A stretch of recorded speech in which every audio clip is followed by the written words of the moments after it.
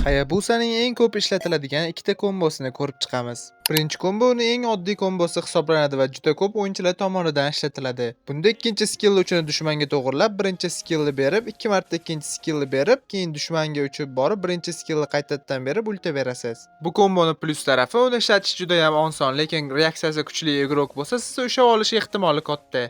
Ikkinchi kombo sal qiyinroq, shuning uchun sekinlashtirib ko'rsataman. Birinchi ikkinchi skillni berasiz va birinchi skillni berib o'ng taraf yo chap tarafga o'tib, orqaga o'tib, birinchi skillingizni orqaga berib turib, dushman tarafga sraz teleport qilib ulta berasiz. Bu kombo to'g'ri sal qiyinroq, lekin birinchi kombodagiga qaraganda ko'proq uron berasiz va siz ushlab olish ham qiyinroq bo'ladi. Chunki orqaga otgan birinchi skillingiz yana ikkita passivga qo'shib beradi va siz ungacha ikkitasini olishga ulgurasiz.